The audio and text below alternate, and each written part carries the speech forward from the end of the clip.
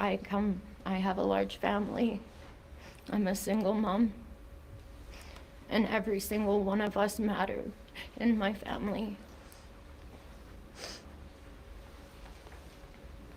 Our truth is that we have learned to become a functioning cell together. Every one of us mattered, and Tiki's absence in our family is not gonna go unnoticed.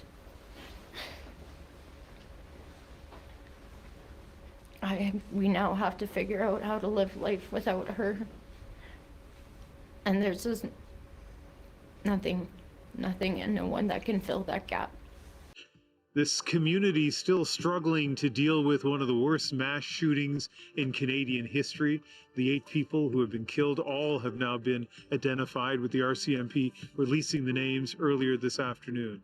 I want to go through those names now. 12-year-old Abel Mwanza. His father describes him as a great boy, ambitious, someone with a great smile. The RCMP confirming the identity of 13-year-old Ezekiel Schofield. 12-year-old Takaria Lampert has been confirmed as one of the children killed at the school. The family of 12-year-old Zoe Benoit, describing her as resilient, vibrant, smart, and caring. 12-year-old Kylie Smith, a talented artist who had dreams of going to art school in Toronto. And a 39-year-old educator, Shanda Avigana Duran, confirmed as one of the victims. So those people were all killed at the school behind me. 2 people were found in a nearby home: the shooter's stepbrother, 11-year-old Emma Jacobs, and the shooter's mother, 39-year-old Jennifer Strang, identified by police by her legal name, Jennifer Jacobs. Hi guys, welcome back to the channel. So I wanted to go through some more details about the tragedy that occurred in British Columbia at the Tumber Ridge Secondary School. There's more information about the shooter himself, a bit more clarification about the name that this person goes by. So his name is reported as Jesse Van Rootselaar, but his father said that he went by the name Jesse Strang, which is his mother's name. Well, Adrian, Justin Van Rootselaar also lives in Tumber Ridge. In a statement, he says he is the biological father of the individual responsible. And he goes on to say that he has a sorrow that is difficult to put into words. He says he was estranged from the shooter and not given the opportunity to be part of raising the shooter. He says Jesse Van Rootselaar did not use that family name at any point. CBC News has not verified those claims. In part of the statement, Justin Van Rootselaar speaks to the victims, to the families who have lost their loved ones, and to every person who has been affected by this senseless and unforgivable act of violence. I offer my most heartfelt condolences. I cannot begin to imagine the depth of your grief. Please know that you are in my thoughts and prayers, and that I share in the profound sadness that has settled over our community. So he identified as trans and began transitioning at the age of 12. Eventually, he dropped out of school at the age of 14. Now, one of the main concerns about the reporting of this case is that the mainstream media, both in Canada and even here, they are referring to this person as being female. They are referring to this person as a woman, not even trans woman. Ezra Levant said the following: "They just keep lying, even now, and lying about such a basic fact, it becomes unbearable and forces one to ask, what else are they lying about? Everyone knows it's a lie, so why are they doing it?" What else are they lying about? Calling a man a woman is such an astonishing lie. It's on par with saying the sky is green or the sea is orange. A child knows it's a lie. Everyone knows it's a lie. So why are they doing it and insisting we believe it? And what else, harder to detect, are they also lying about, and why? Last night was the first warning. This cop said the suspect was a female in a dress and used the weird word gun person. Have you ever heard gun person? Not gunman or gun woman, which is weird, but gun person. Have you ever heard that before? That includes the deceased gun person. Gun person, eh? Female. Not trans, which would have been accurate, just a female. While the rampage was underway, they sent out one of those automatic mandatory warnings that go up on all cell phones in the area. You know, those emergency alerts you sometimes get. And it used the same bizarre, inaccurate language. A female. Beware of a female. Make sure you're keeping safe from a female. It's actually the one thing the killer was not. It's the opposite of the truth. And telling people to watch out for a woman is not helping them avoid death. It may, for all we know, have led people to their death if you're just looking to stay away from females. And it just continued fully into today. Here's more from the police. So a suspect is identified as an 18-year-old female by the name of Jessie. And if you think the police were bad, here's the regime media. Here's the CBC. By this point in time, they absolutely knew who the murderer was, every detail. But look at this. Initially, when the active shooter alert went out, police said that they were looking for a female with brown hair wearing a dress, but we have not heard anything more from police about a possible suspect. Also, careful not to call the person a gunman, because we know that there was an active shooter alert, but police have not actually told us exactly how any of the people were killed or how any of them were injured. We don't know if any other weapons were involved. So they're telling us not to say gunman because they explain, here's their explanation, the gun part may be inaccurate, even though they're saying it was a mass shooting, it was a gun. Obviously, they won't say gunman, not because they don't want to say gun, but because they don't want to call the transgender murderer a man. They are so committed to this lie that they are all too willing to endanger people. Of course, if you say look out for a female, you're going to be looking out for a female. You're going to be looking out for a woman. If they say she's wearing a dress, you're going to be looking out for a woman wearing a dress, not a man going around dressed as a woman. Of all the people to put out misinformation, you know, that's what they love to police, misinformation. Well, the police themselves are putting out misinformation or disinformation, lying to people, even when they are sending out warnings. Does that not tell you that this ideology is more important than the safety of the general public?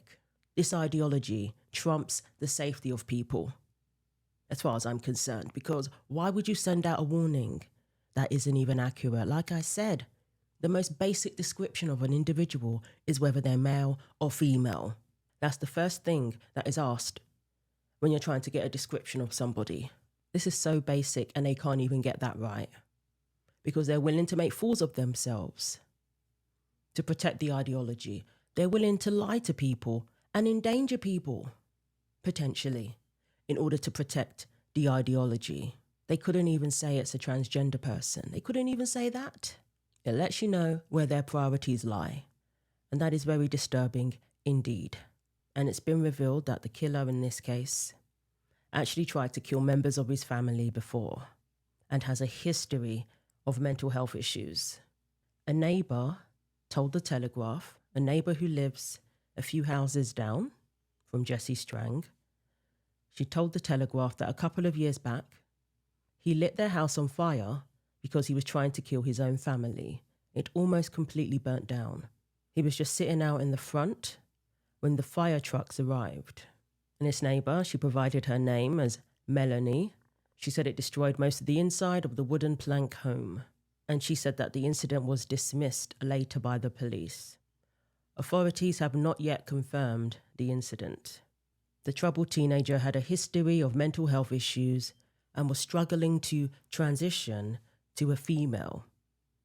I say, since it's impossible, police had made numerous call-outs to their home over the last several years related to mental health and firearm incidents, and apparently this arson attack was mentioned by Strang in a social media post.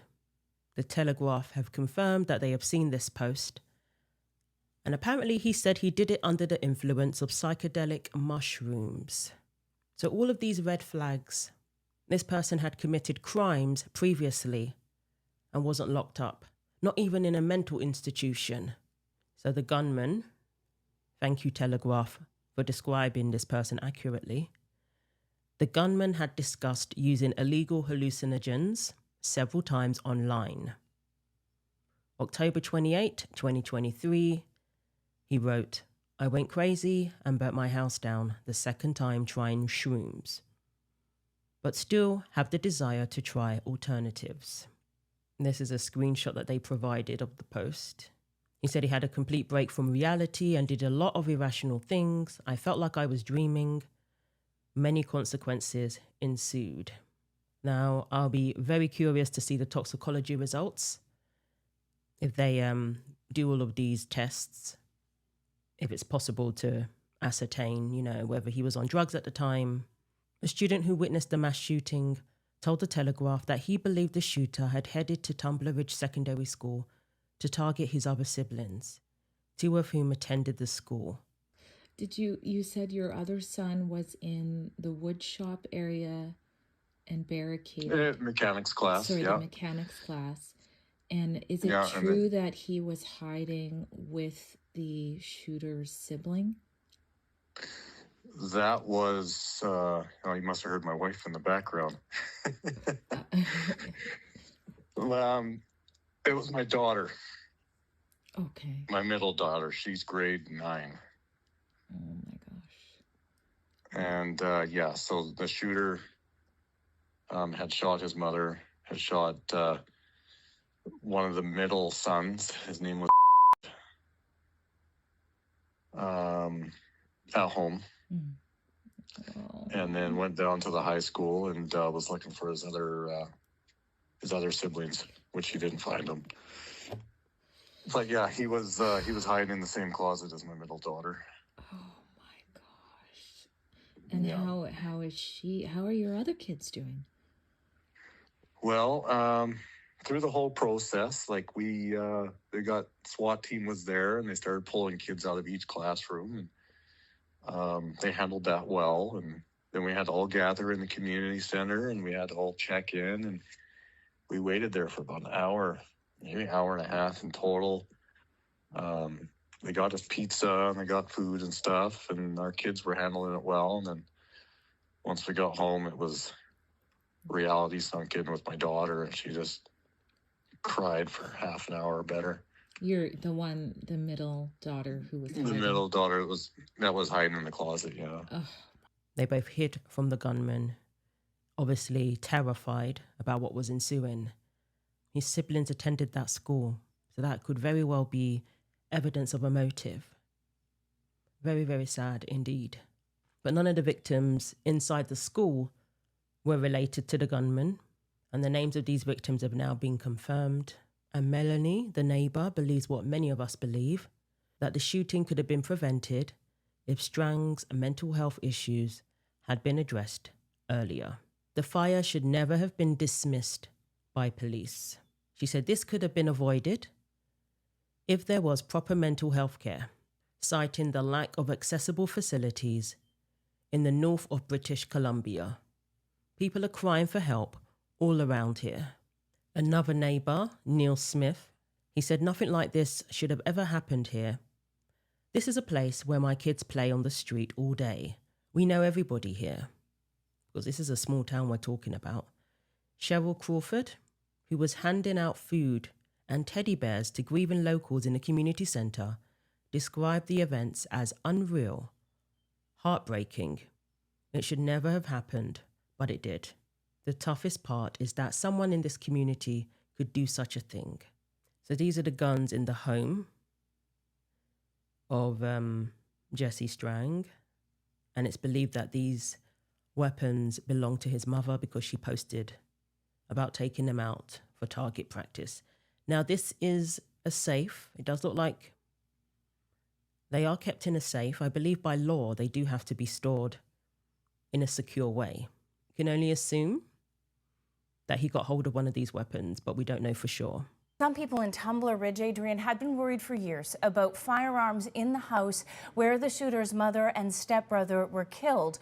Worried because the shooter had mental health problems. The RCMP say police had visited the home on several occasions and that the shooter was apprehended and treated for mental health. I learned about this concern from a conversation with the head of the Canadian Coalition for Firearm Rights. He was talking to members of his group, gun owners in Tumber Ridge, and they wanted to know why firearms were seized from the residence and then returned after the owner of those firearms petitioned to get them back. It's important to point out that there's a lot we don't know here. We don't know who owned the guns that were taken and returned, and we don't know if those firearms were used in the crime. I'd like to see some accountability. I'd like to know what went into the decision to return those firearms, when they were returned. What was the procedure? What was the due diligence that the RCMP was involved, and others, psychologists or whoever? I'd like to know what those steps that were taken were before those firearms were returned to a clearly inappropriate environment.